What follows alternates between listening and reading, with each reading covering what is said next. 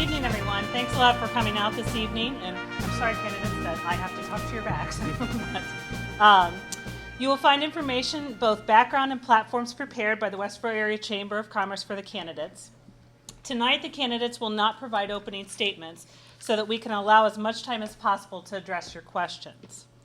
Your written questions should be submitted in writing. There will be several chamber representatives available to pick up the question cards that have been provided. Those questions will be provided to the review team. Hello, review team. The review team is made up of committee members who will review the questions, possibly edit them for length and clarity, and to avoid duplicates, and pass the questions on to me to pose to the candidates. We may not get to all the questions because of our time limits, but we will try to cover as many as possible. Each candidate will have the opportunity to respond to every question asked, and responses will be limited to 2 minutes. The timekeeper will keep track of time for each response and hold up a card. Hello, timekeeper back there, so our candidates can see where you are. When there are 30 seconds and 15 seconds remaining in the allotted time. During the course of the forum, there may be occasions when an answer creates an emotional response. I encourage everyone to hold your applause until the end of the forum so we can cover the maximum amount of questions during our time together. Candidates will be given 2 minutes for closing statements at the end of our questions and answer session. All right, so I'm going to now get ready to start. I will ask a question of the candidates to get started. Each candidate will have 2 minutes to respond, and we're going to begin in alphabetical order to make it easiest. So Doug, you get to start, and then we'll go down the line. All right. That's right. Kathy. Okay, well then we'll go down with Kathy and we'll go alphabetical order. So last names first, or first names. But all right, Miss Kathy, you get to start. Okay, so and the first question is, if you could change 3 things about Westerville that are not legally or physically impossible to do, what would you change? Not legally or what? Or physically impossible to do, what would you change? Okay, that's a good one to start with. 3 things.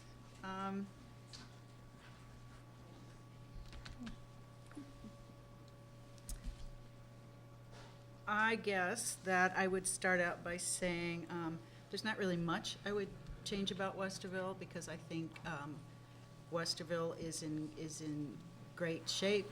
It's a very friendly community. We are very successful. I guess I would like to see,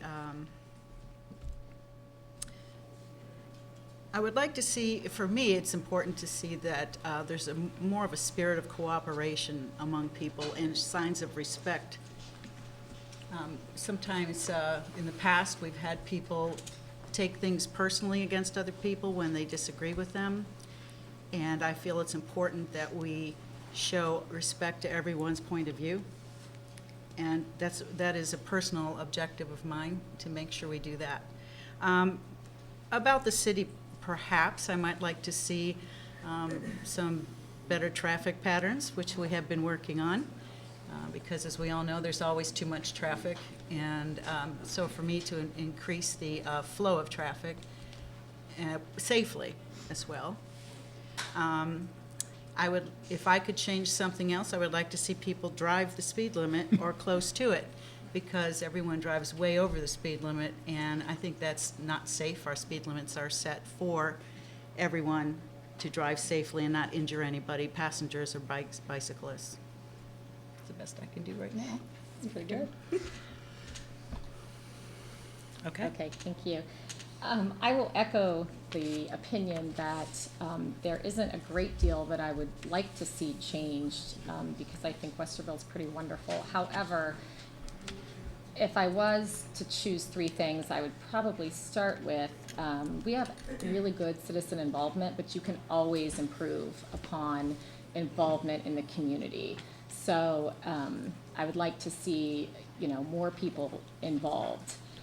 And second to that would be, as I'm talking to so many residents and citizens this year, I would like to see the communication lines opened a bit more, in that occasionally you'll come across someone who is very displeased with something that has happened, but yet they haven't reached out to anybody to state that they're not happy with a particular thing. And our services and our city management is so responsive to people's concerns and people's issues that it makes me unhappy to think that people go great periods of time unhappy about something when something could have been done to make them happy.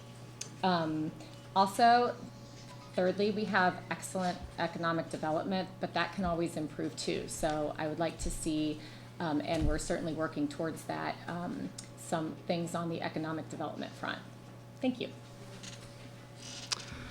Well, I wanted to thank Ohio Health for use of their facilities and also thank the Chamber for allowing us to put on this program.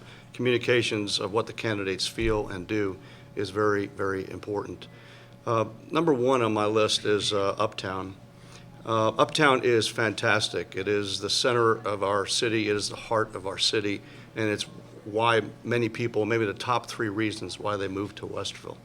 But the Uptown is basically State Street, and there's a lot that could be done just a block or two inside both sides of State Street, particularly taking advantage of some of the areas that could be alfresco dining, that we could develop pathways for. We do have an Uptown plan coming, but I really would like to see the backs of the buildings change for the better in economic development. I think traffic's been mentioned. I think there's still many tweaks we can make and do in the traffic situation. Building right turn lanes where there isn't any to help move flow. Certainly the traffic light timing and things like that.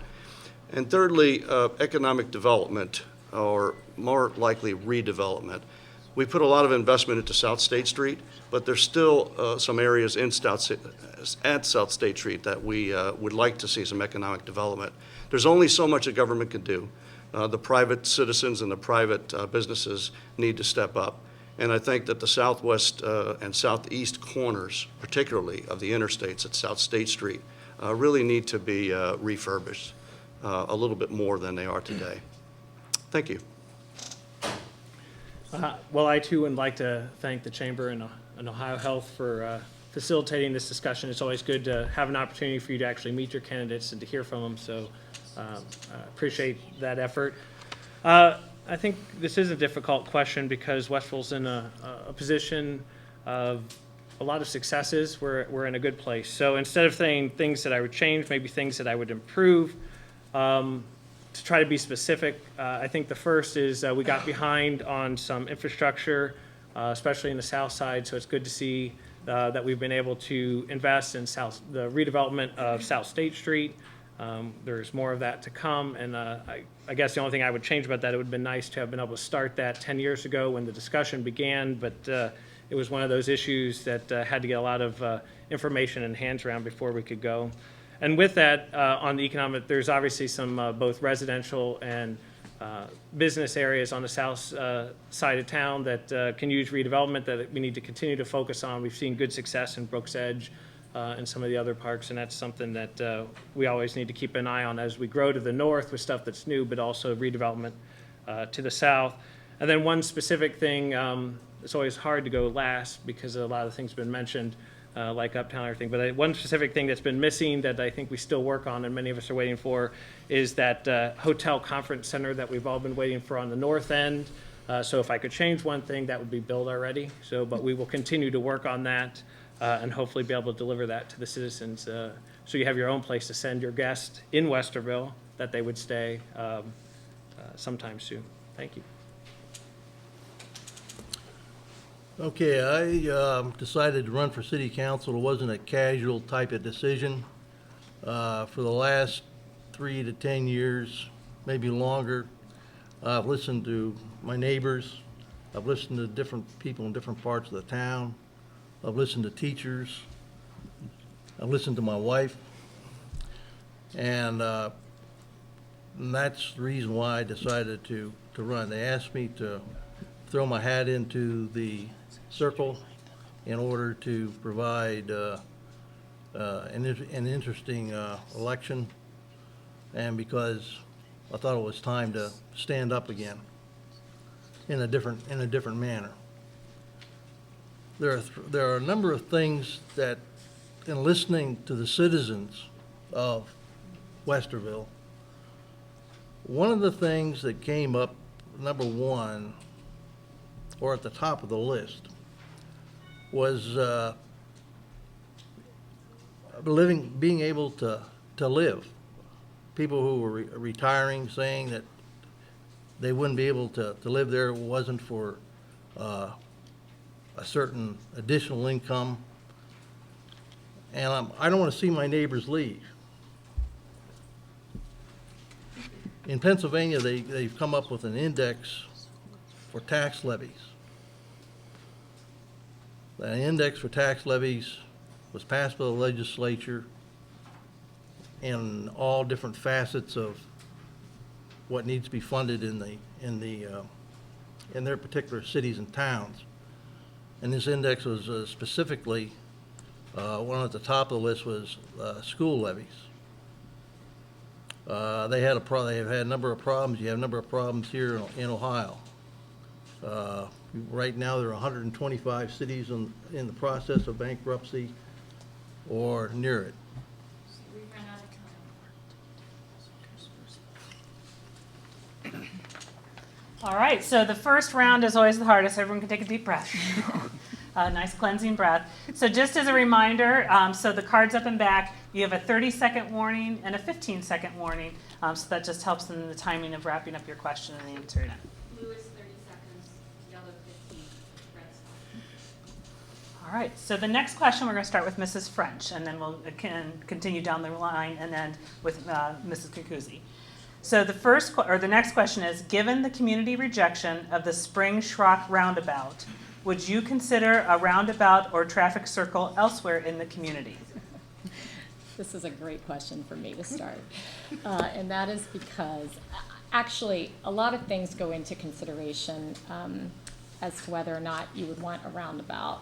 I, from the beginning, have been pretty opposed to a roundabout anywhere within Westerville, but that's simply probably based upon my inability to negotiate them with any degree of safety.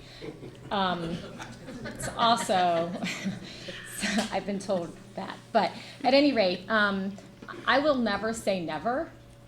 I will say that I'm not supportive of a roundabout at Spring and Schrock, and it would take a lot for me to be supportive of a roundabout anywhere within Westerville, but I won't say never. Thank you.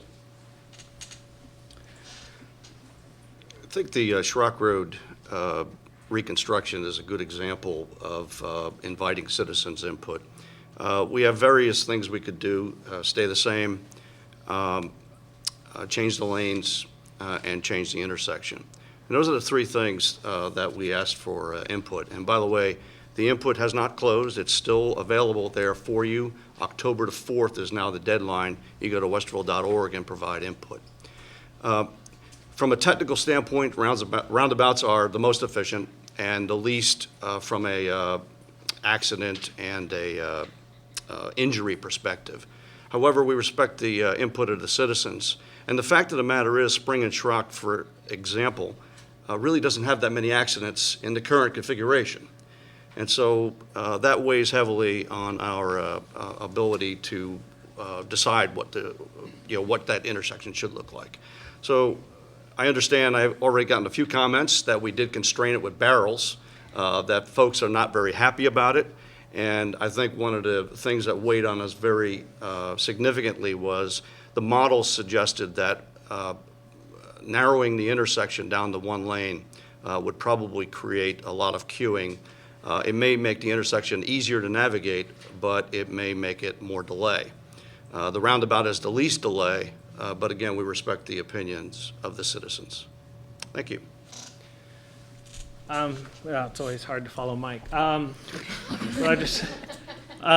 I have actually, I guess to answer the question straight out, was in support of the roundabout, but morally, I guess from the technical aspect, that is the most efficient way to move traffic through.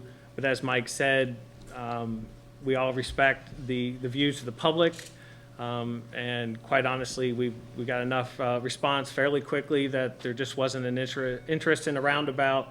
there, which is why we're looking at other options, which is why we're studying the intersection to see how it flows and how it works, so that we can do the best option there to provide safety for multiple lanes of transportation, for bikers, for pedestrians. Try to make it more efficient, because 8 lanes of multiple crossing traffic is not the most efficient way to navigate. Although we don't have accidents, it is not a highly efficient intersection.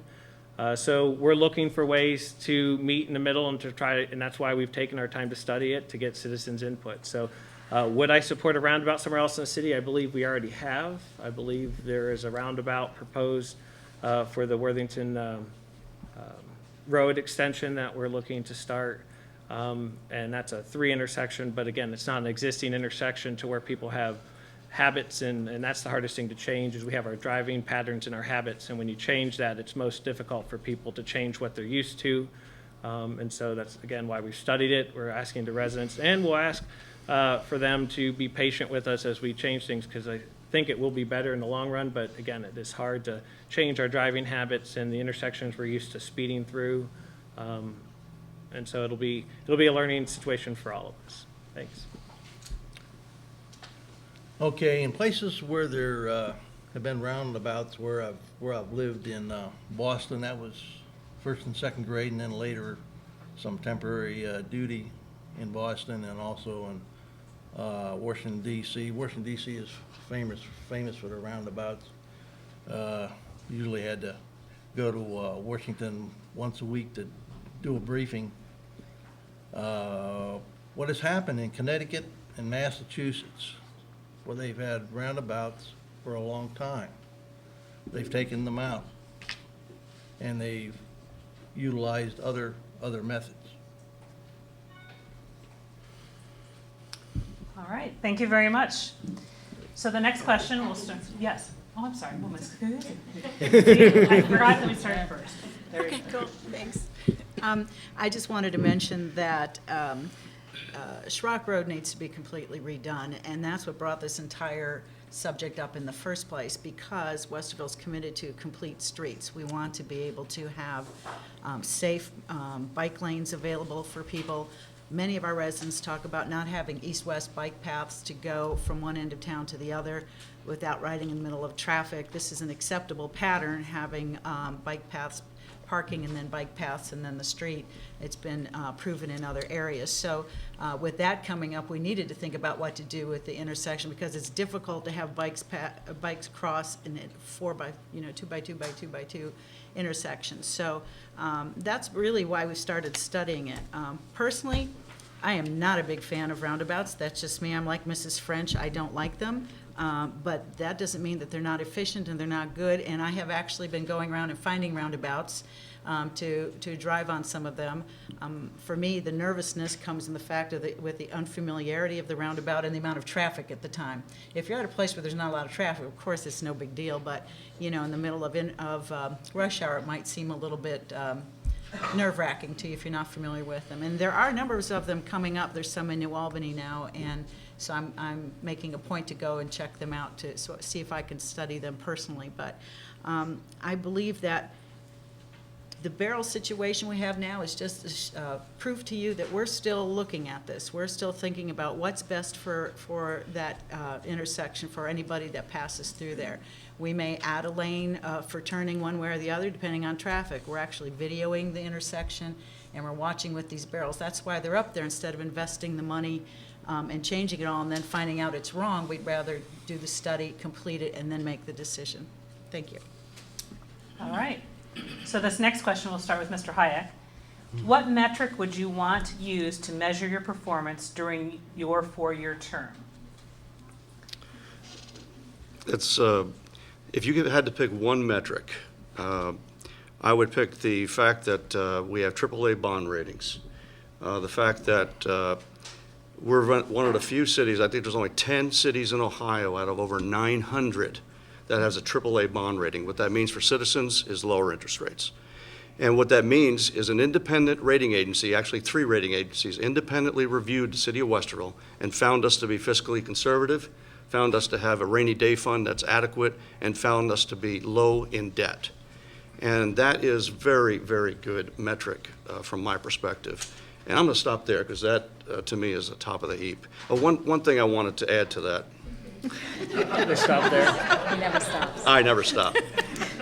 One of the things, we've started a 5-year plan a long time ago, and we have it in our city charter, which is our constitution, a balanced 5-year plan. We cannot exceed our budget for each of the 5 years going forward. And every year, that 5-year plan is revised and added a year. So we have in our charter the fact that we have a balanced budget, which is material to the fact that we have a AAA bond rating. And now I'll stop. Thank you. All right, Mr. Jenkins. I guess my metric's a little broader than Mike's. It definitely includes our ability to maintain our fiscal stability, AAA bond rating, which allows us to invest in the city at a better dollar rate than you could get other places. But I think it has to be balanced against redevelopment, economic development, and in the end, our ability to provide the services to our citizens that they've come to expect, whether it be quick response with the electric division or snow removal or trash and those service, police, fire. Across the board, Westerville enjoys a high standard of living, a high standard of expectations. And so the ability to continue to deliver those against a balanced backdrop of being one of the more fiscally sound cities in the area, to be able to invest $6 to $7 million in infrastructure improvements a year, all those things together, to me, is a success. And I would hope that we'd be able to continue that. Would be the plan to continue that, not just to be fiscally sound, but to also provide for what the residents move here for Westerville, what the businesses come here to expect. As we like to say, we like to make this the best city to live, work, and play. And my goal would be that anybody who comes to Westerville feels that way. Mr. Rankin? Well, there are a number of metrics, but they're all, as a previous comptroller and program and budget officer in different situations, every comptroller, I'll agree with me, we need to have a keep within your means, your balanced budget. That's a standard. That's a standard, I think, of any councilman or any board member. As far as a metric, I think one of the top priorities of looking at the different infrastructure and everything, and with taking a look at the downtown, the problems we have with downtown, with parking, and with flow. Top of my metric would be the achievement of the building and completion of a new police building. Right now, they have different elements they're not all in the same building. You have your lieutenants that do special investigations in one building, and you have a lack of space. Having looked at the entire building in which the police are located and the magistrate, and we also have to go to Columbus to transport individuals who need to be incarcerated, either temporarily or otherwise. So that's my bottom line on taking a look at keeping a sound fiscal structure, and also in addition a completion of a new police building down there where we had the old armory, and there's different things you can do. Building different types of bunkers. You can do 2 double basements for space. Thank you. Okay. Mrs. Kukuzi, what metric would you want used to measure your performance during your 4-year term? I do echo the fiscal responsibility issue, but I think I would like to see us show respect for our history, yet look into the future in terms of economic development. We need to find the right balance of development that fits within our city. That would be what I would choose. Okay, Mrs. French? Thank you. My choice would be our award-winning Parks and Recreation Department. And That's because I started, prior to being on city council, I was actually on the Parks and Recreation Board. And as the mother of 3 young children, that was very important to me. It's still very important to me.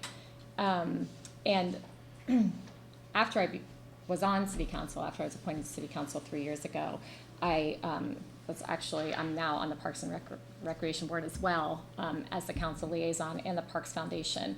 And our parks and our services that the parks provide are one of the reasons that businesses locate here. And when we have businesses locate here or businesses grow here, they often tell us that it's because they want their employees to live here, and they think that they will because of our Parks and Recreation Department.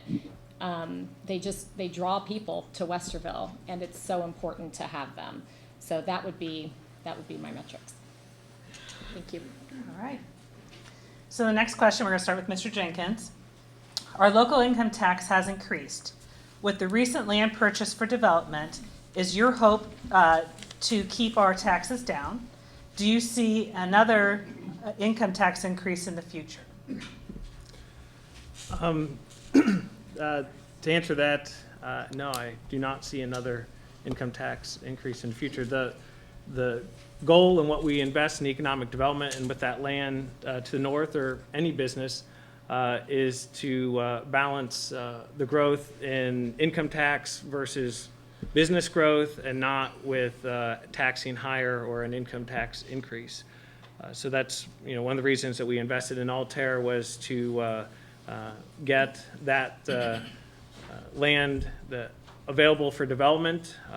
We are really short on Class A office space, which means to the people out there, we have had to turn away businesses that have gone to neighbors directly to the east where there's office space. And every time we do that, there's companies that want to be here that can't be, which means jobs that aren't here. So it's not about raising taxes, but about growing the tax base, expanding it so that it's more of a win-win, because when the businesses come here, they enjoy the services Westerville provides. They enjoy the fact that they can be here, and we benefit from the increase in revenue that they bring to us. So that's why we invest when we talk in economic development, why we invest so heavily in that, why that's such a focus for council is, when we decided not to be a bedroom community back in the day and decided we were going to have a balance of 60-40 with business, that gave us the ability to control our finances, to have that stability, and that is where you see your increase coming from, for like growing the base of the taxes and not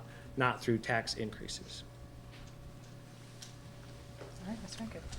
Okay, as far as a local tax increase, yeah, we're not alone. We're not isolated. And one of my points on my platform is that to stop and reverse the smoke and mirrors of tax and public policy at the state and federal level.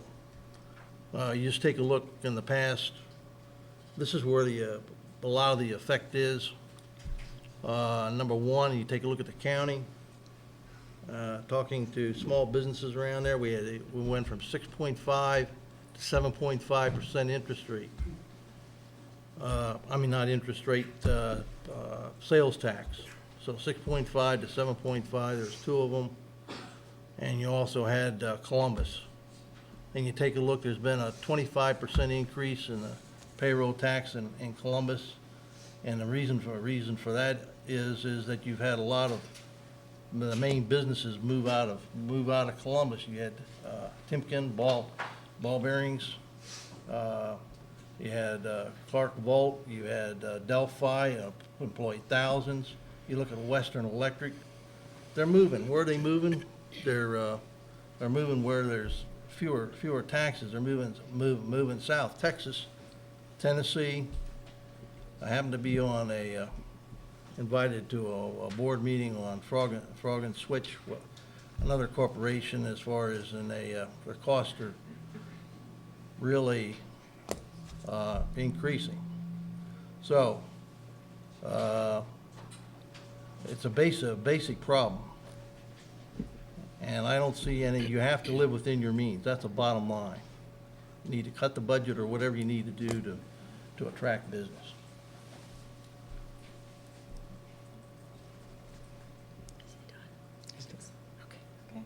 Ms. Kukuzi. Thank you. When we passed that income tax in 2008, it was the first increase in tax in 22 years. It was time to do it. We need the money. And as you could probably tell, every time you drive down a new street that's been repaved, we've been using it for a lot of infrastructure, over $6 million a year in infrastructure improvements that were sorely needed in our city. Our population in the city is 36,000 people, but during the day, we swell up to over 60,000 people. That's how many people come into our city to work. If they work here, they bring income home and income tax to the city. Like I said, our city runs on income tax. The more jobs we have, the more income tax that is collected, and the more opportunities we have to serve our residents and provide them with continued excellent services and good roads. Yeah, okay.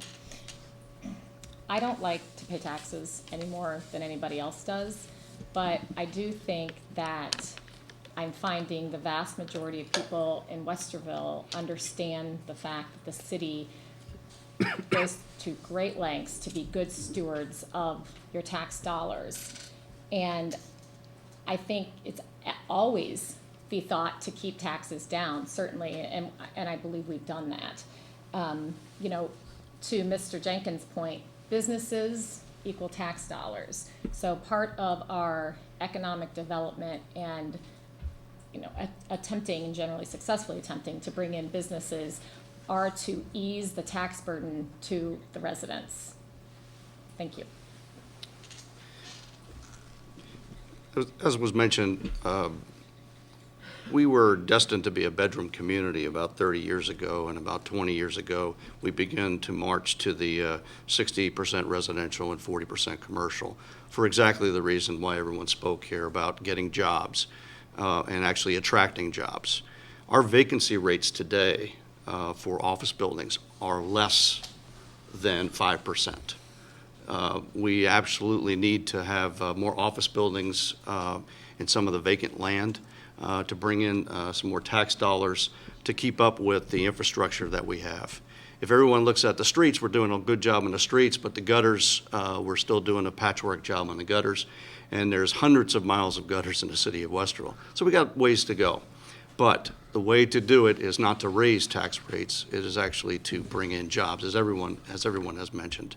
Our fire is funded by tax levy, a property tax levy.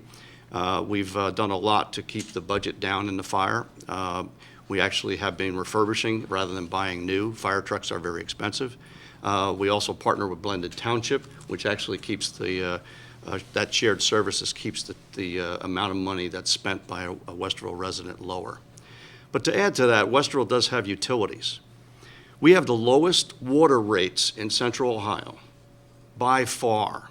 Even with the new plant we're putting in and funding that plant, we will still have the lowest water rates in Central Ohio. Our electric rates are lower. Our sewer rates are about the same as everyone else because we pay to the city of Columbus. So the total package is property tax, income tax, and the services provided. And I believe you'll find that we're very competitive, and no, it is not our interest to be raising tax rates. Thank you. All right, thank you very much. So we're going to start with Ms. Rankin this time. And the question is, what is the current status of our relationship with other governmental units, such as the county, townships, and state, and how can Westerville improve these relationships? Okay, I just, the previous question, the previous dialogue, the county specifically, like I said, went from, and Columbus, we've gone, we're in a state right now where the sales tax went from 6.5 to 7.5%. If you take a look at the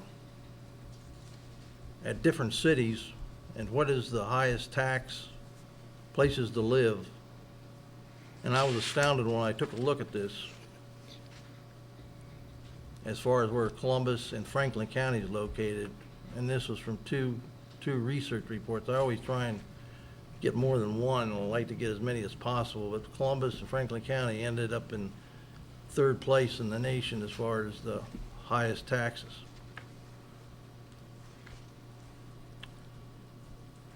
As far as improving our relationship, I think at the same time, being pecuniary, I think that in the legislature, why do they have to meet every year?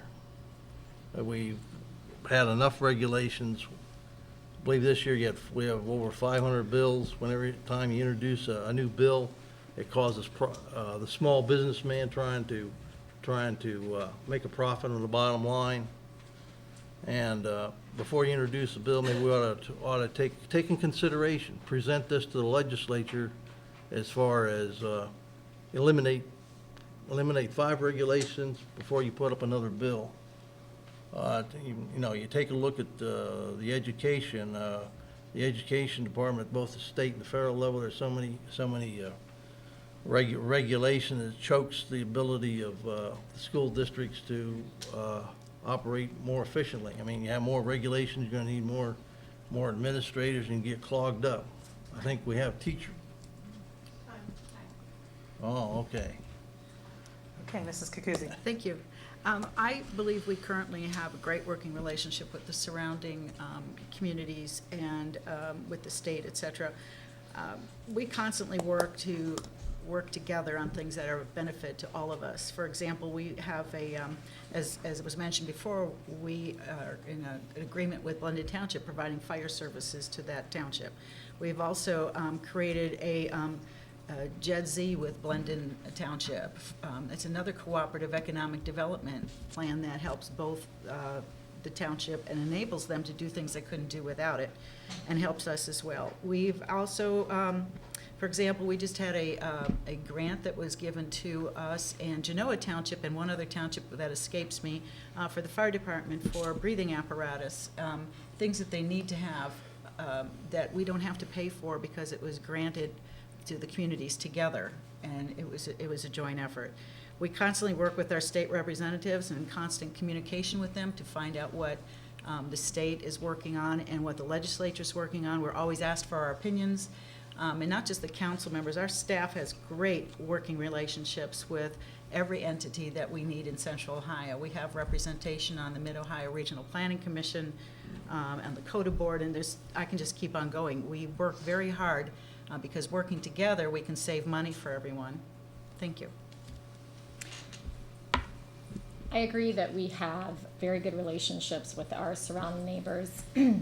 I sit on the JEDZ board, and I can tell you that Blendon Township has an interest in Westerville, and we have an interest in Blendon Township, making sure both communities thrive.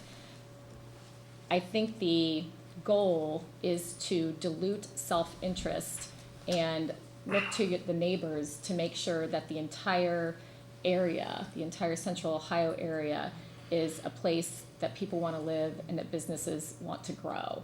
So I think that we definitely do a good job reaching out, making sure that we are being good neighbors and promoting other communities as well as promoting our own. Thank you.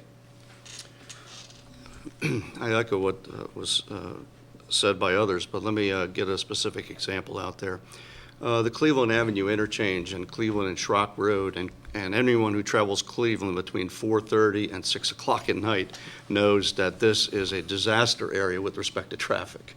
But for the collaboration of ODOT, the City of Columbus, and the City of Westerville, we're going to be investing between now and 2018 probably in the neighborhood of $15 million to straighten out the intersection and to straighten out all the way past the Chase facility. And that's going to improve traffic. And then, of course, ODOT is going to be looking at, Ohio Department of Transportation is going to be looking at the interchange itself. So there's an example. Another example is Gemini Parkway. Gemini Parkway will be extended into the Polaris Amphitheater area, the former Polaris Amphitheater, and will connect up with Worthington Road. We are collaborating with the City of Columbus to make sure that what we do at Worthington Road and what they're doing at Polaris Parkway and Gemini Parkway all sings together. Polaris Parkway will be widened by the City of Columbus. Gemini Parkway will be extended. We're putting in the Worthington Road connector. So that area of town is going to improve with respect to traffic as well. Those are examples of what we can do. One other esoteric example out there is the pooling of risks. we have actually a Central Ohio pool of risk that the city of Westerville has joined. And if we have a situation where there's a claim, we all pool our resources, because the bigger the pool, the lower the rates you pay. And that's another example that may be missed. Thank you.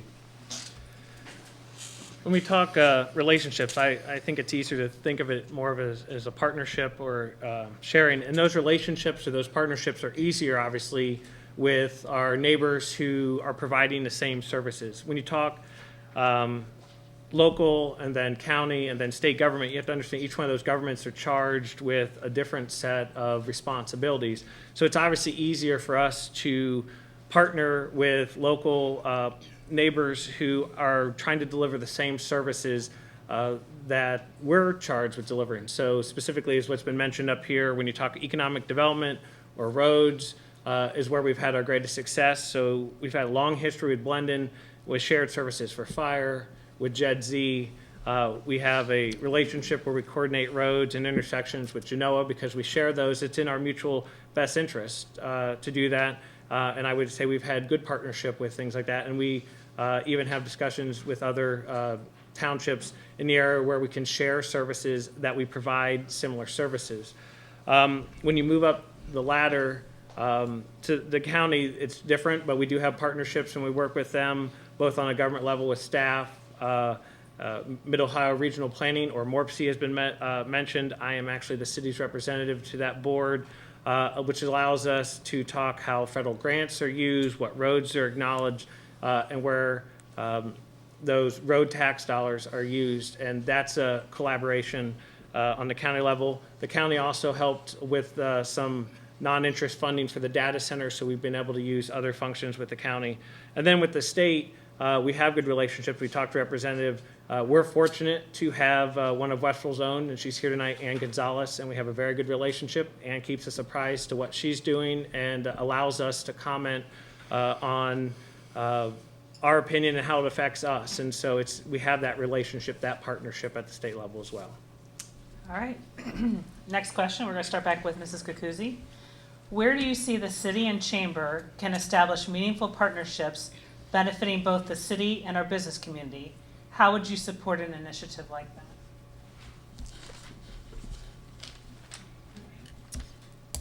I think the city and the chamber already have great partnerships, which can always be expanded upon. The chamber's businesses are the businesses that provide the income tax for the city, let's face it. So we have a cooperative goal here. The more opportunities we can give businesses to come and thrive in the city of Westerville, the more of those can become chamber members. And I'm sorry, Janet, I just looked at you, forgot what I was going to say. The more opportunities we have for businesses, the more chamber members there will be. And we always have meetings with the chamber and discuss particular interests that may affect businesses and how they reflect on the city's operations. We're always open to that. Any kind of discussion or ways to improve any relationship like that, I'm way in favor of. Thank you. The city is supportive of the chamber and vice versa. And the reason is what the mayor just touched on, in that it is certainly beneficial to both entities to support each other. I don't know that there is an initiative that needs to occur, because I think that that both do a very good job. If anything, I think it's just working together continuing to work together to bring in businesses and then support those businesses. And the city certainly helps support the businesses, as does the chamber. So I just think it's a continued cooperative effort to make both entities stronger. Thank you. Well, Janet Davis is the president and CEO of the chamber. She's also the chair of the Westerville Industry Commerce Corporation, a board which is a joint board with citizens, the chamber, and also city council. I'm on that board as well. We have I've been a chamber member now, an individual member for, I think in a few more months, Janet, I'll be here for 20 years, a 20-year member of the chamber. The chamber we go to a lot of chamber events, and chamber folks actually come to city council events, so that's very good. I think we could enjoy some more communications. Anyone could tell you that they're busy, including a council member or a business person, but we could probably enjoy a bit more communications. And but I really do enjoy the relationship we already have with the chamber. If we could do anything better, I mentioned communications, but it's also in economic development. There are opportunities out there for us to fill some gaps, and the chamber has a great network of businesses and business people that they could bring to the table to fill some of the gaps that we have in economic development. Thank you. I guess it's kind of difficult for me to answer the city and chamber question, because it kind of acts as if each one of those acts in a silo. But as you look across up here, many of us, when we may serve on council, serve in other roles. I've been a business member. I have a local business that runs here in Westerville. I've been a chamber member, was one of the original founding members of the Government Relations Committee for the chamber, so had that involvement. You have a lot of cross-pollination, so I think one of the things we do as a city is we have a partners meeting that the chamber is involved in. It's also the city, the libraries, Otterbein, and the city schools, which allows us to not only communicate with each other about initiatives that we're doing, but also try to find areas in which we may be able to have initiatives that work together. Obviously, you can always do that better. You have all those organizations I just mentioned are very large. Our business community is very diverse. I think Janet would be the first one to tell you, when you look at most of the businesses being small businesses who are moving in a lot of different directions. Most of them have less than 10 employees. I think we tend to focus on our business community as the big ones that we see, the Chases, the St. Anne's, Ohio Health. But most of our businesses are exactly the opposite. They're small businesses who are working every day at light speed to try to do things. And so we could always try and find ways to communicate across those businesses better. Which is a difficult thing. I'm one of those, and you see, as a business person, you see a whole bunch of emails every day. You try to process what you can do, what you can't do. But I think we can always work to better the communication, not just with our big businesses, but with our small businesses, and utilizing the chamber to help us communicate and to also survey those members on what they'd like to see on city services. Okay, it appears that there has been and be a continuous good relationship, but there's certain things I think we need to take a look at, and it's across the nation here. If you look in Barron's, you look at on the news all the time, you look at jobs. We're going from a 40-hour week to a 30-hour week. You got these small businesses are in deep trouble. What do you do with when organizations and governmental organizations in Washington dictate to you what you're going to do as far as some of your benefits? Small businesses is the heart of our capitalistic system. I'll give you one example of whatever the problem here on State Street. Listening to people, there is a business on State Street had an opening to hire someone. The individual offered 9 times, and it wasn't minimum wage. It was $11 an hour, and $11 an hour, and the people, different responses, said, you get $11 an hour. I want it in cash, so they don't have to pay, I guess, taxes on it. Others say, the most common response is, well, that's going to hurt my Medicaid or whatever, my welfare. So 9 times, and people were $11. If you pay someone $11, it's like $14. It's like $14 an hour. We need to have a joint team in technology. There's a corporation called Bloom, and you could eliminate a lot of the natural gases. We have a very efficient electric company. I want to be positive about that. But you got this new technology called Bloom. It came from NASA when they were going to go to Mars, and they canceled, and they reverse engineered it, and now they got this box. And you only have a fraction of the cost of your natural gas. I ran out of time. Okay. This question will start with Mrs. French. Would you describe yourself as a fiscal conservative, and can you provide concrete examples? Yes, I would definitely consider myself a fiscal conservative. As far as concrete examples, well, I would say personally, examples would be that I think I've been fiscally conservative in my personal life, certainly. With respect to the city and my fiscal conservatism, a lot of purchases of property that we've done, a lot of personnel issues, I have been conservative, and certainly given a great deal of thought to the fact that, how things are going to be paid for over the period of time, the risk assessment when you're purchasing a piece of property. Altair is a great example. We discussed that at great length, months and months and months of discussion and negotiation and planning went into that purchase, and it was very important to me and frankly to the rest of council that the risk be very low for that purchase, and that we were able to see on a very conservative spectrum exactly how long it would take to get back to zero on that. So that was something that's probably the best example of my financial conservatism. Thank you. When I first ran for council, I think the platform was Westerville 2000.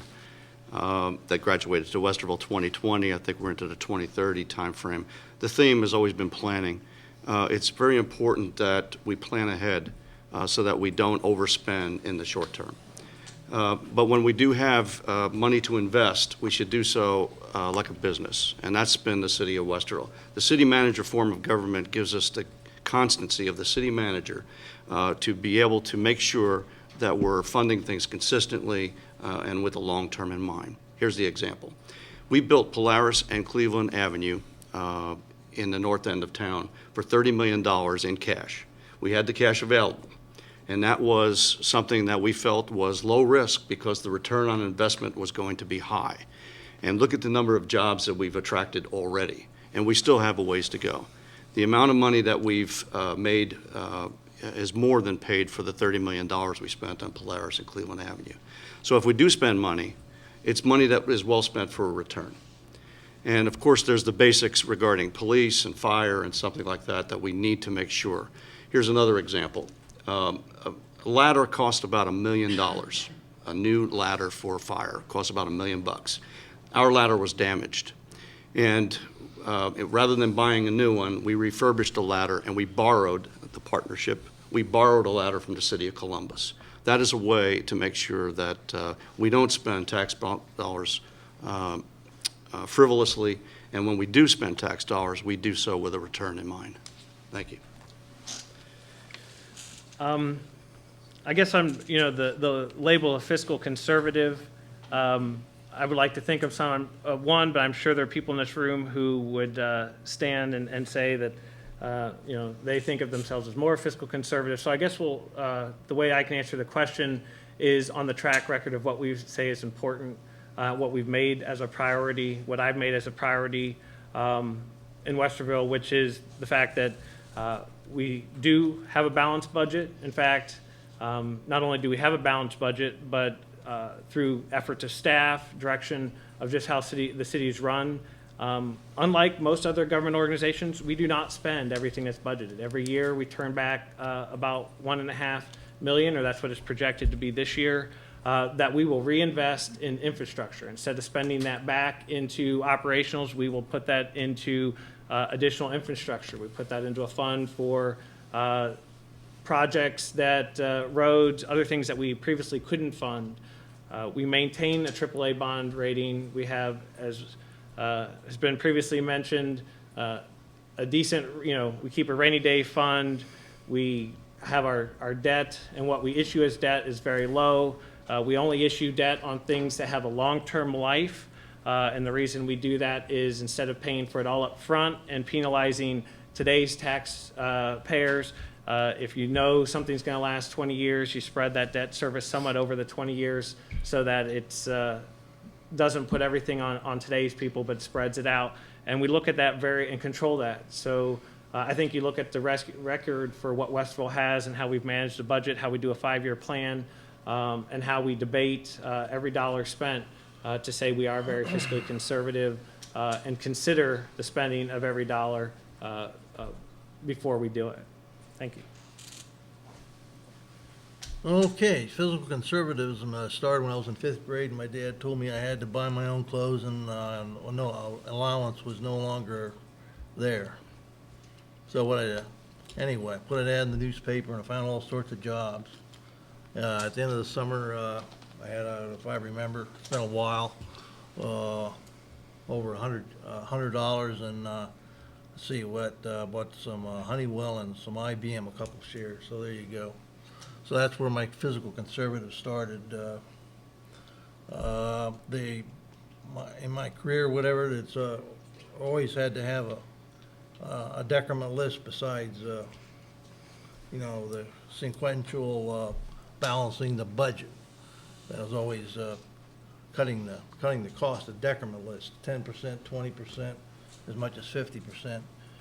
And I'll give one example, whatever, that it was not good times. It was having 44,000 people in your organization, and you're told you have 12 months to cut 22,000 people and still accomplish what your mission is. So it was done. As far as taking a look at the community here, having sit in on some budgets, I think we're doing a good job in the community here. The public servants are doing a good job of managing. And 2015, 2016, you're going to have possibly two levies. One school district, a big $20 million possible they're talking about, and maybe another levy here in the as far as the nuts and bolts of taking care of our town.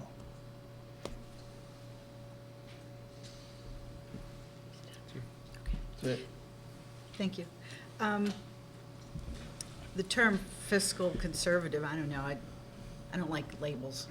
I guess I would say fiscally prudent, perhaps, would fit more than fiscal conservative. I believe in having a balanced budget, both at home and in the city.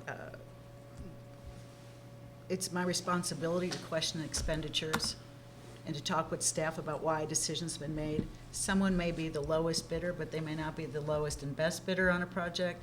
So making the decisions that is really the best thing for us. We may have to spend a little bit more money, but we would get the bid in something that would be the best fit for Westerville. We've talked about the 5-year budget and the 5-year capital. It's getting to be budget season here, and coming up shortly, we will be spending hours going over every department's budget, what they're spending, what they've spent this year, what they project for the next 5 years. So I would say fiscally aware even is more important than the word fiscal conservative, because you need to do your homework, and you need to know what's coming up in the budget and how the money's going to be spent before you can approve it or not. One example I wanted to give, when the state was deciding to decrease our local government fund, we actually thought ahead and removed some of that money from our budget. We assumed that we wouldn't get it, therefore we didn't count on it. To me, that's being fiscally responsible and fiscally prudent. It's more important to me than a label of being fiscal conservative, but doing the best job I can to make sure the money we spend is spent wisely and in the best interests of the residents of Westerville. Thank you. This next question will start with Mr. Hayek. Local law enforcement has a responsibility, based on their position, to sign forms for those legally eligible in order to acquire certain firearms. The law does not compel them to sign, so without their willing cooperation, it could be construed as a form of gun control. Would you construe this as gun control? What role does local law enforcement have, if any, in gun control? There's a few things that we have to go through first. The charter, by our charter, the city council delegates to a city manager. By our charter, the safety officer at the city of Westerville is the city manager. He delegates to the chief of police, who's the chief law enforcement officer.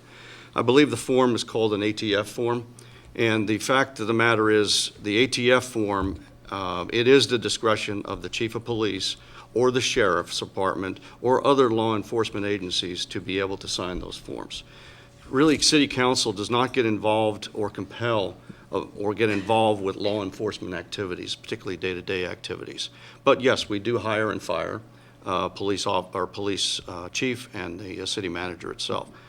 But the statistics, though, regarding these ATF forms is very few of them have been signed in the city. And a lot of folks have gone to gun trusts, I believe, is a vehicle that's been used. So even the sheriff, whether Democrat or Republican, has not signed these forms, except but a few instances. And I don't think that we can construe this as a Second Amendment issue or a gun control issue. What I think is it should be construed as is the discretion of the police officer, that being the chief of police. So the ATF form is the police officer, the chief of police has to sign that, and that signature is a statement of the individual and the safety that the arms would be used.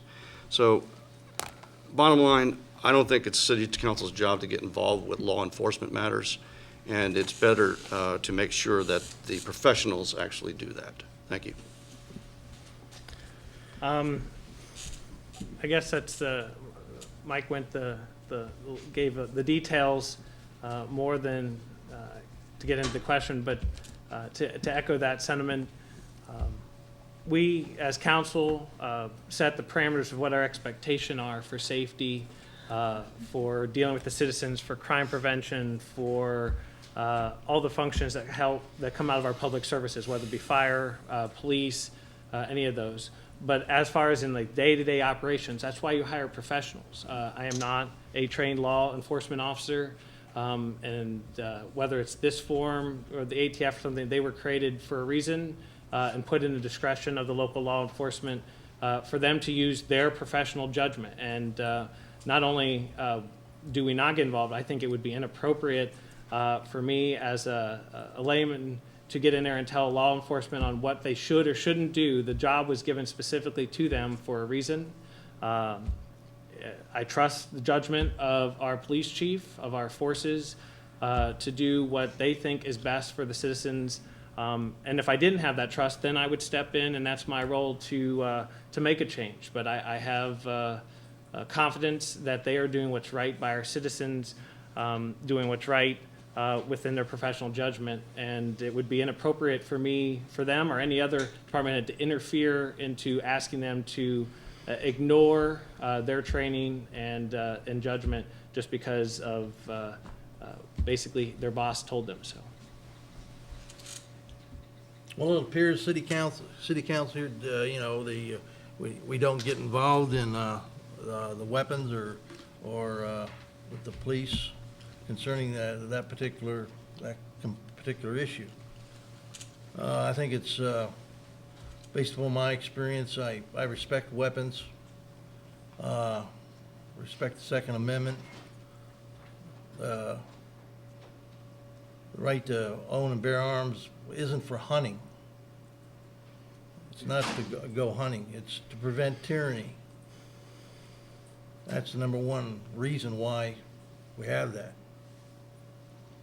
Like I said, the one thing I do have is there's only two things I really fear, and that's fire and water.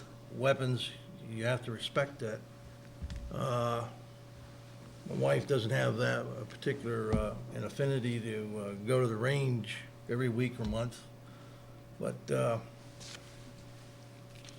well, the different events that have been going on in this country, I think everyone needs to know how to protect themselves.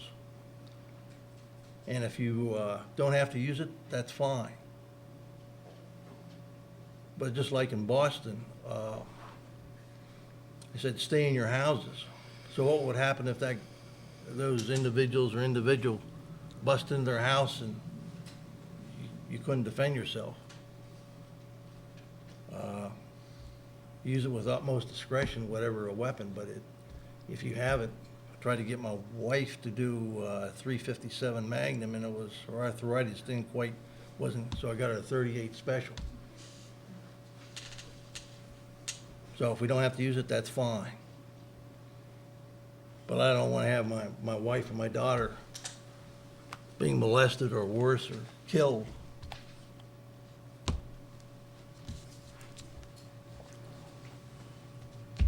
Thank you. In regards to this question about firearms, the chief has the option to sign or not sign. He's not compelled to sign any form. His role is to think of the safety of our citizens, and this is why he is a professional. We have one of the best police departments in the state. I would put them up against anyone. If you look at our arrests and how the great work our detectives do, et cetera, I mean, you will agree with me that we have a great police department. We've hired the chief to be the head of that department. He has training and expertise. It is his decision if he wants to sign or not sign a form. And me personally, and as a member of council, I have nothing to say about it. It's not an issue for us. It should never come before us, because this is his job to do that. Thank you. As an attorney, I've spent a great deal of time studying the Constitution. I certainly have the utmost respect for the Constitution and the rights that it provides, including but not limited to the Second Amendment. The ATF form that we're talking about has certainly not been deemed as unconstitutional, nor has the discretion that it allows been deemed as unconstitutional. So as a city council, I don't think it's our obligation, nor is it our right, to instruct our chief of police as to what he should do with respect to the ATF form. Thank you. Okay. We'll start with Mr. Jenkins. The next question is, what do you think needs to be redone to revitalize existing office and retail space throughout the city outside of the current activities in the uptown area? Well, I think we're doing it. I think we're actively recognizing the areas that are older. We've encouraged some infrastructure. As Mr. Hayek mentioned earlier, our occupancy rates or our vacancy rates are below 5%, which if you're in the retail office market is actually kind of at a dangerous level, because you don't even have room for people to grow and shift around. We lose businesses just because they outgrow the space and we can't find them a new space. So the worst thing for us is that not only that you can't attract businesses, but we lose businesses that have been here because we can't, as they grow and succeed, we can't meet their needs. So we've done a good job of providing incentives, encouraging infrastructure. I think one of our oldest office parks is obviously Brooks Edge and some of those, but you've seen with the city's investment in South State Street and in the traffic and the things that we can invest in, that you see the businesses also reinvesting, and we're seeing that. Our biggest obstacle is to at this point to get more space, which hopefully we will. We have some proposed buildings that will continue to go in the Altair, West Star development up north, which will allow us to continue to meet the demands of our existing building or businesses, as well as attract new ones. But I think we do a good job. When you talk economic development, it's probably one of the top issues that we address every week. Issues with how we answer the needs of our existing businesses, how we attract other businesses. So it's a constant endeavor for us, and I think we're doing a good job with it. Yes, it's a constant fight in every community. looked at that particular question several times. When you're building a building infrastructure, one of the ideas that have been implemented, you build double basements. You don't have to use them double basements, but you have availability. You go down. That's what we did. That's what we did, and what the Saudis did in Saudi Arabia, has different functions. Yeah, in case of emergency or natural disaster, you got that space available. And when you different emergencies, some are not what we want to talk about. You got nuclear emergencies or whatever. You got solar right in the middle of the beginning, and the beginning of solar flares. And they'll take out our all those microwave towers. You know, we have the tax credit, et cetera, on that. And there are plans to expand different areas. You have tax credits, et cetera. And there's things that you can do at the state level to provide economic incentive.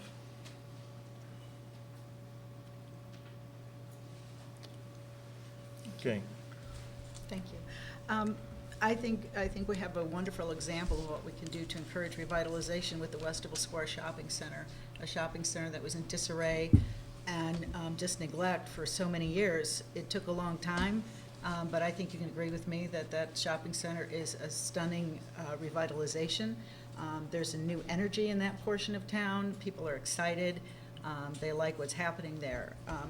Other things we can do would be to just continue that same process of working with business owners, encouraging them to revitalize or remodel their building, whether they want to put in a new building or just redo the one that they have.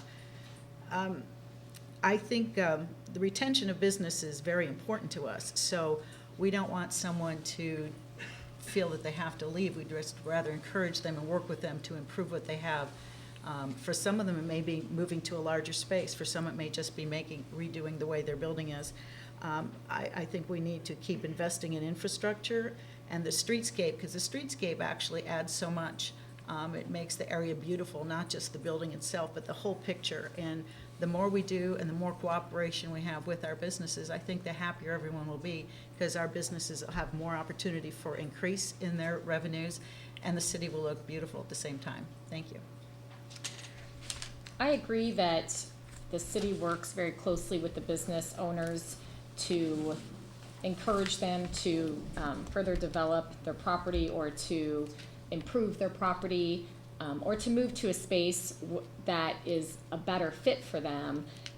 As an example, next to the tea house where the shoe store and the seamstress were, we have already worked on one, and we're working on moving the other business to a more desirable location for both of them, and then improving upon that space. In Uptown, and I know we said aside from Uptown, but as an example, we have the facade improvement plan, and that has really, or the facade improvement program, that has really worked to facilitate a lot of the businesses in Uptown to make improvements to their property with some assistance from the city.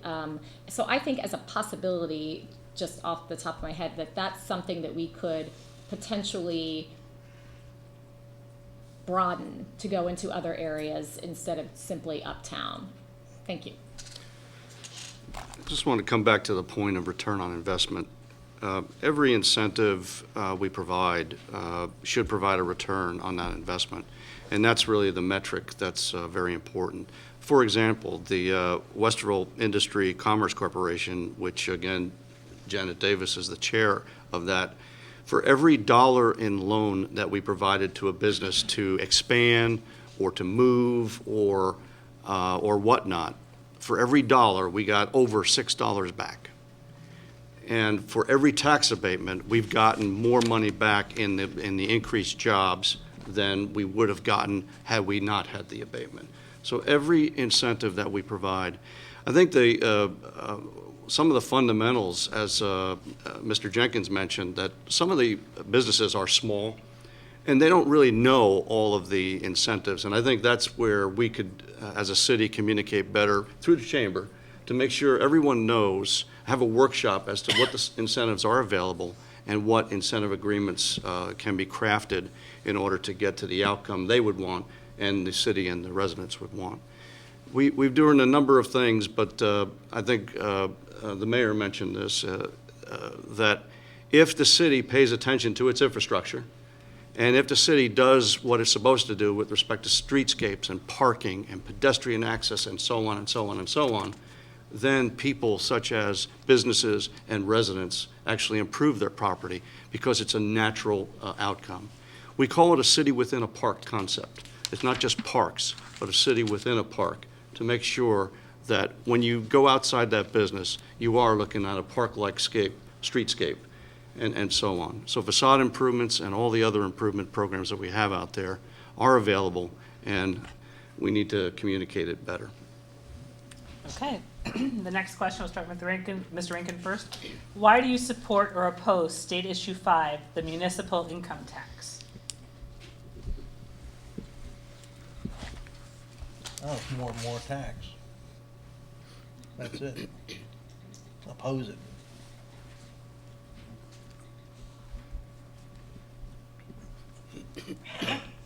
Mrs. Capuzzi? Thank you. I'm not against House Bill 5. I think there's a lot of good aspects to it. I think it's still a work in progress. It's gone through so many different phases right now. Things have been taken in and taken out because there's been a lot of discussion, which I think is important for this bill. I like the idea of uniformity of tax forms so that our CPAs can just use one form for all their reporting. I think that I would like to see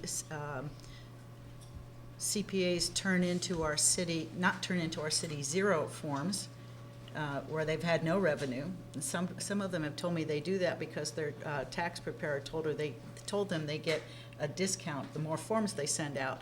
Well, that creates more work for the city at the same time. So we need to keep working together in that regard.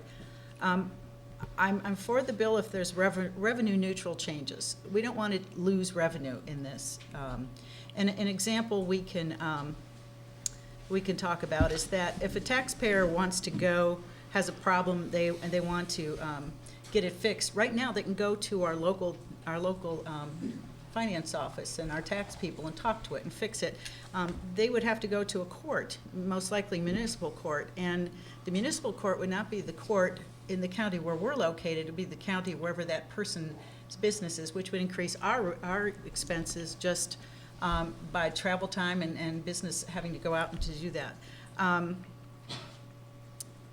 Our finance people have figured out, and we've asked them numerous times, they estimate approximately $300,000 lost to the city per year with the bill as it stands. So our job is to work to try to keep it more revenue neutral, and that's why we keep working very hard with our state representatives to make sure we all do the same thing. Thank you. Thank you. House Bill 5, in any form that it has, does not purport to raise or lower local income tax. The bill itself the purpose of it, of course, is to making everything the same, uniformity across all municipalities. I support certain aspects and I oppose certain aspects. One is the net operating loss carried forward. For example, in Westerville, if a company has a loss in 2013 of $20,000, and then in 2014 they have a profit of $20,000, they pay taxes on the $20,000. In other municipalities, if there's a loss of $20,000 in 13 and then a gain of $20,000 in 14, they can carry over that loss, so they would pay nothing in 2014 in income taxes. And that is how Westerville, for example, would lose money with respect to that particular issue within the bill if in fact it went forward with that. And depending upon how much of the carry forward happened, that's, you know, obviously how much we would lose would vary. But that's one of the things that is somewhat problematic for Westerville with respect to that. But I do support a uniform, some uniformity, because it's very hard for our realtors and other people who practice in varying jurisdictions when they have all of these different rules. So like I said, I support a portion and I oppose portions. Thank you. Where House Bill 5 started was actually a practice that Indiana enjoys.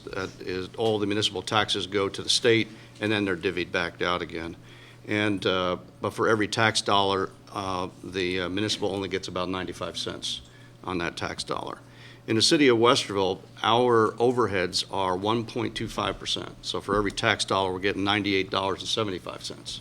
Rita, as some of you may know, there's a conglomeration of municipals that aggregate and called Rita, and they're paying about 2.5%.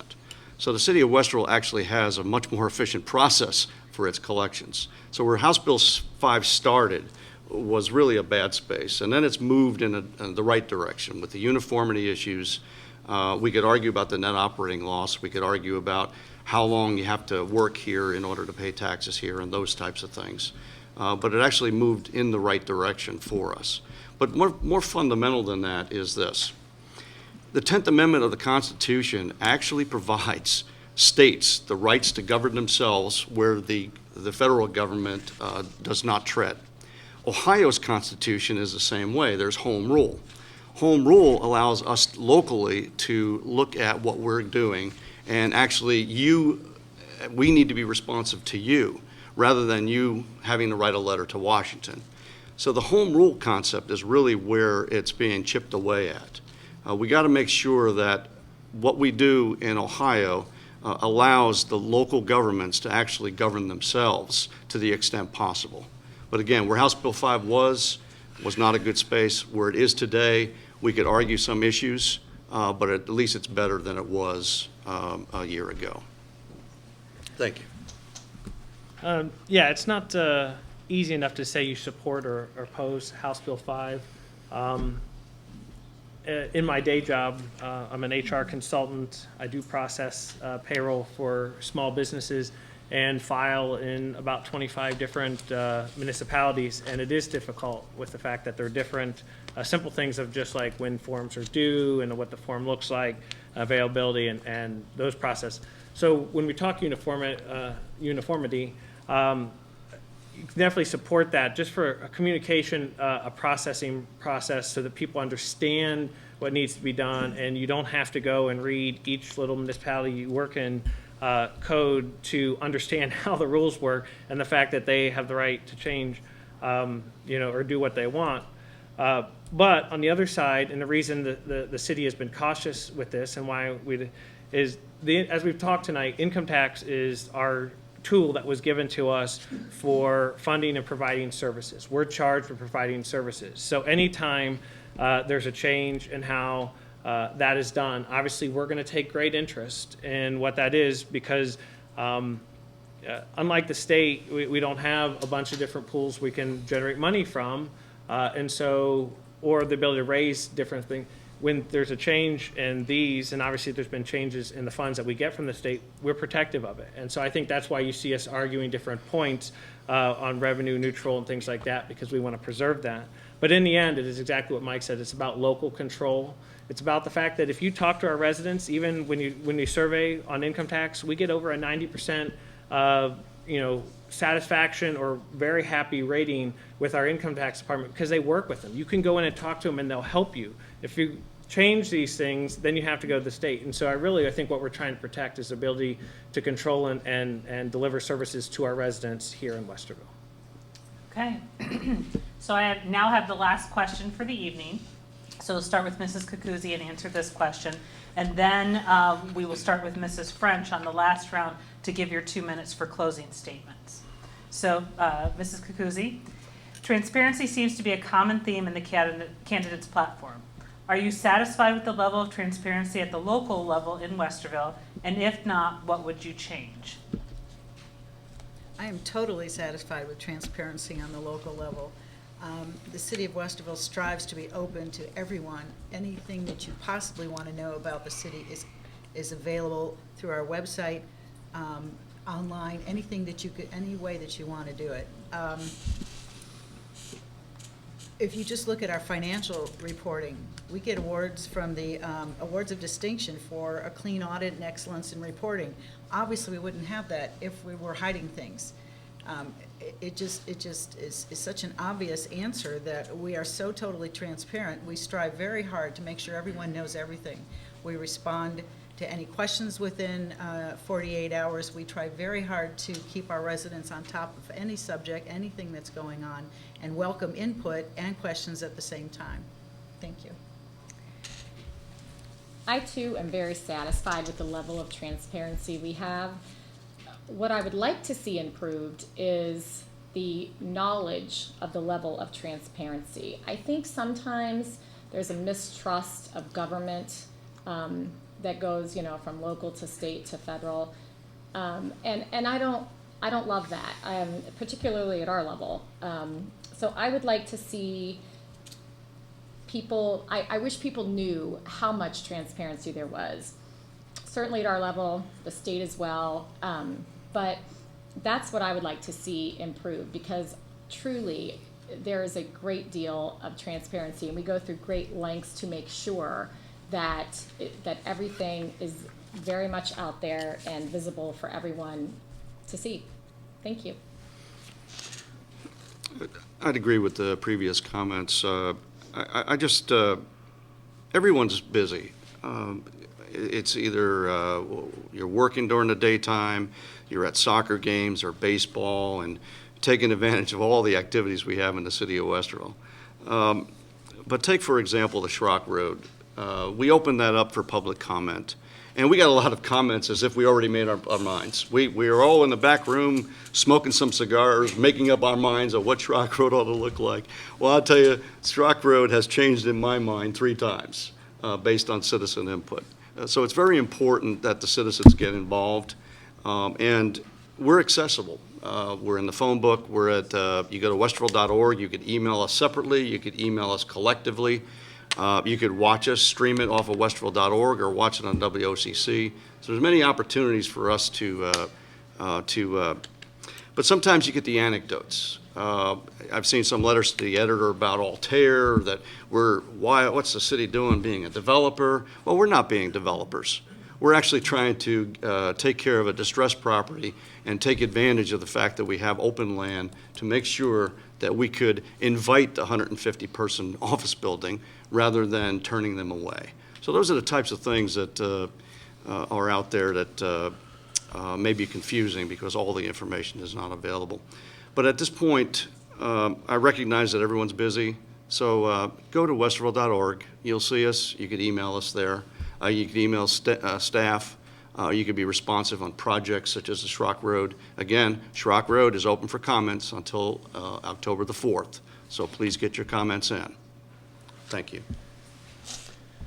I agree. Kind of with the level, it's really not a transparency issue. I don't think that's the right word for what we're talking about, because the information is available, not only in meetings, but with staff, public input on the services that provided projects.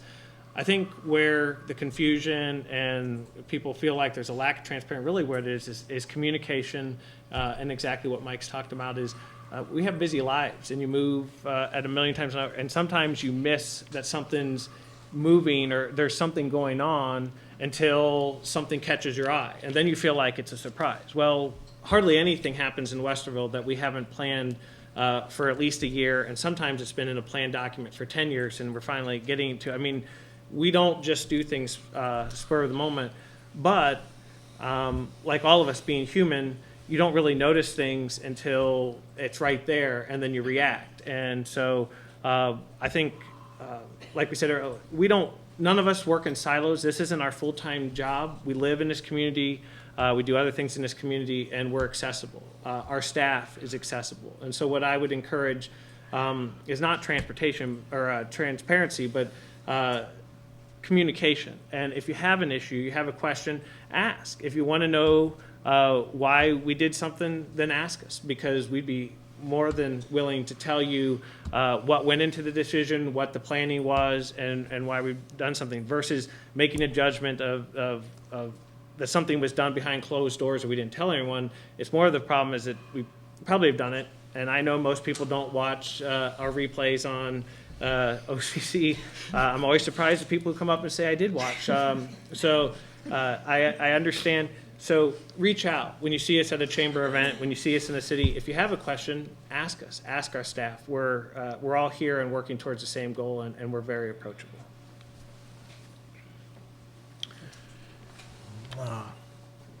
Thanks, Larry. Hey, Mike, next time you have cigars, and let me know. I like a good cigar, man. It's hard to find a place these days to smoke that cigar.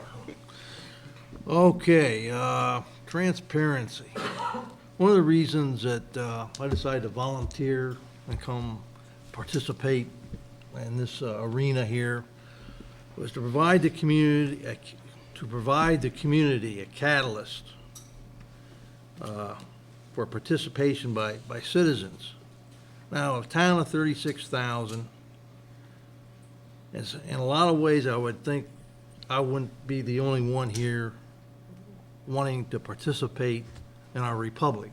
That's the main reason why I came forward here, okay? I remember I got a lot of friends that are no longer here. You know, they didn't come back. You know, war is insane. It destroys the culture, your culture, as well as the culture that you defeated. Now, this transparency thing here. You know, we have transparency.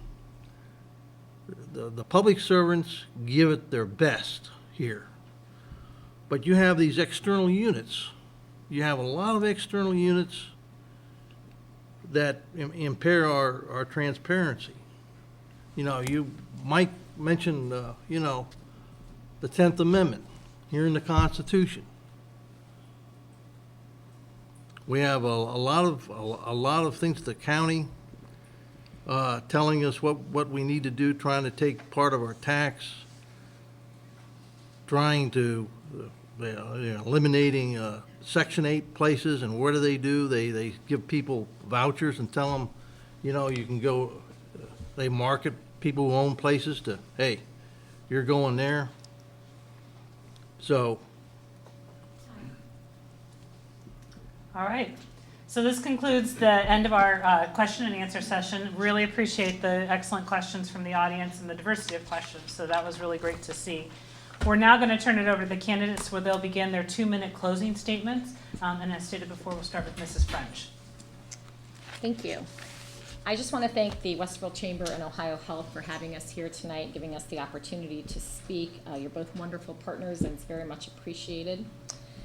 I have had the distinct pleasure of serving on council for 3 years now, and as much as I realize that I've learned in the last 3 years, and as much as I realize I didn't know 3 years prior to now, I realize that I'm really only scratching the surface, and a 10-minute conversation with Mr. Hayek will go ahead and solidify that.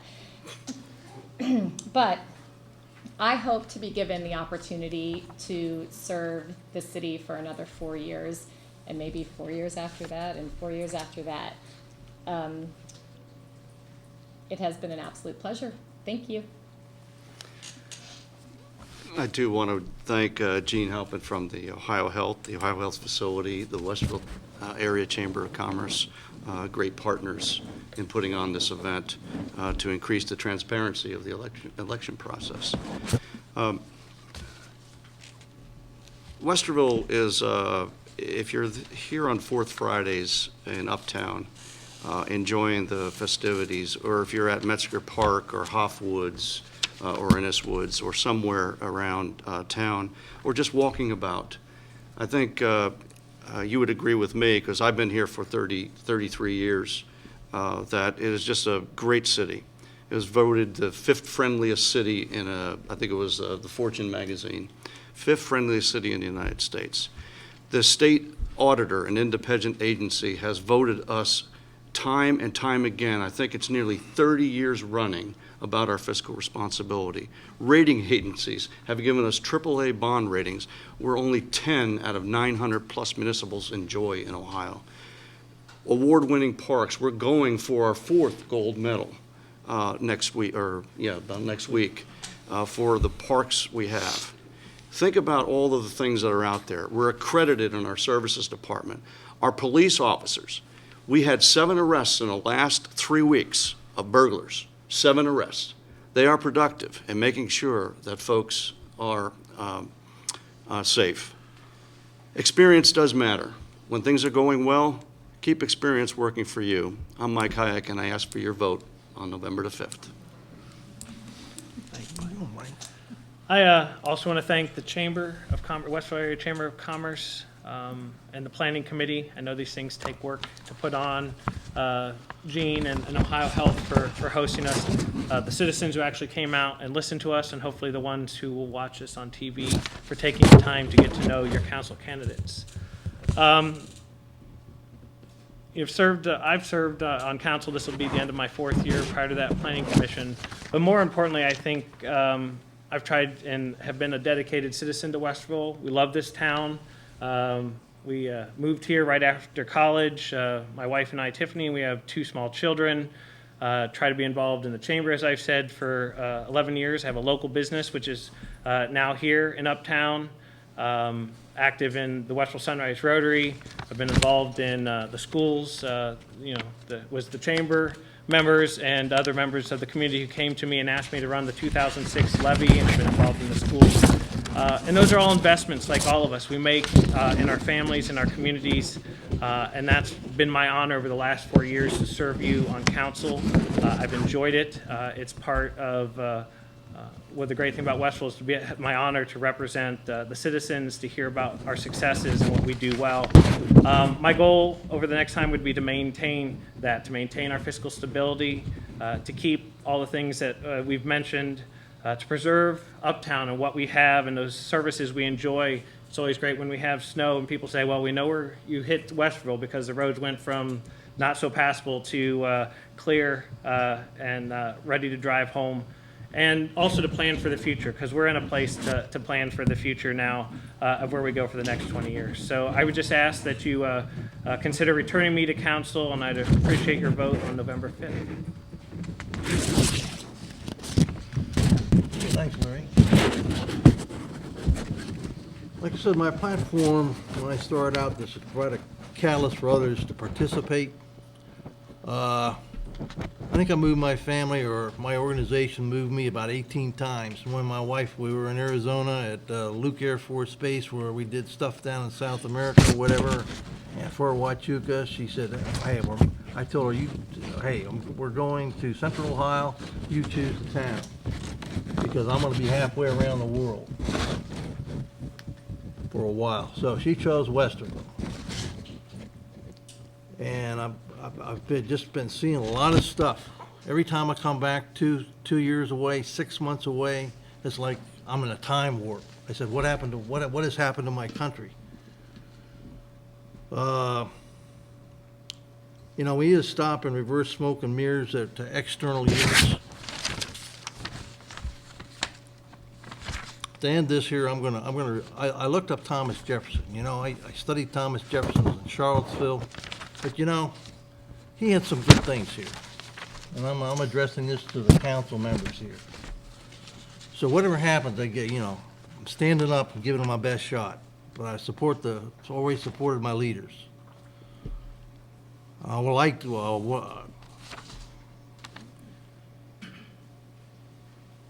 Jefferson said, I never considered a difference of opinion in politics, in religion, and philosophy as a cause for withdrawing from a friend.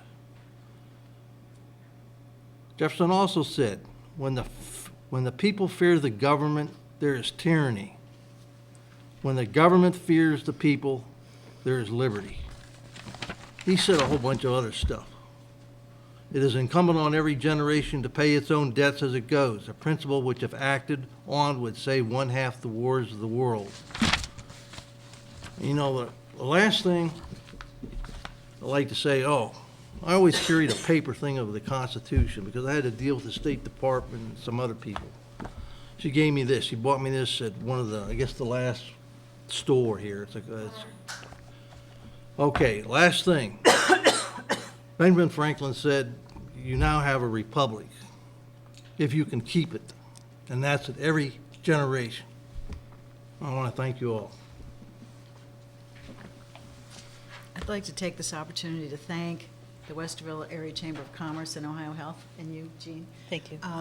for making us feel welcome. I don't know if any of you have ever sat in one of these chairs. It's very nerve-wracking, but you've done a lot to help us feel comfortable while we're here. Thank you to everyone who came out tonight. You're showing an interest, and that's really the way things get done, by taking an active role in our local community government. I love this community. I've lived here for 31 years, raised my kids here. This is the best place to live for me and my family, and I hope you feel the same way about Westerville. I've been honored to serve on council for 8 years and very humbled to be your mayor for the last 4 of those. Through this opportunity, I've met so many people. I've learned so much about what people value in our community. I would like to continue keeping our community a thriving, friendly community that it is. We are nationally accredited in so many areas, not just the Parks and Rec department, but our service department and our senior center.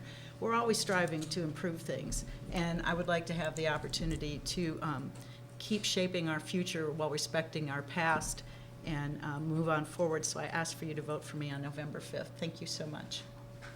Thank you very much. So special thanks to Doug and Larry and Mike and Jennifer and Kathy for joining us. I think Kathy, you summed it up very well. It is all these eyes staring at us.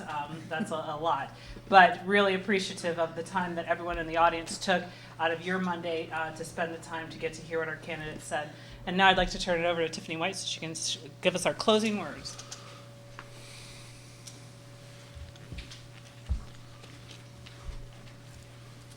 Thank you very much. This does conclude the candidate forum. Thank you again for coming.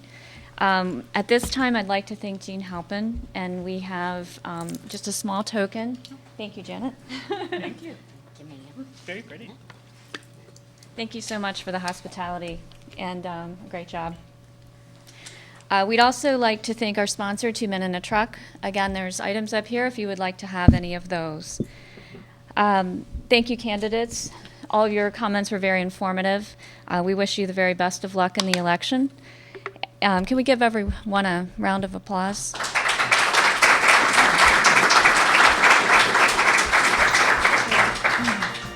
I'd also like to thank Otterbein University. The students in the back have done all the taping for us, so thank you very, very much. Last thing, voter registration information is out on the tables in the hallway. If you'd like to pick up any of the forms, they're available for you. Have a great evening. Thank you so much. Take care.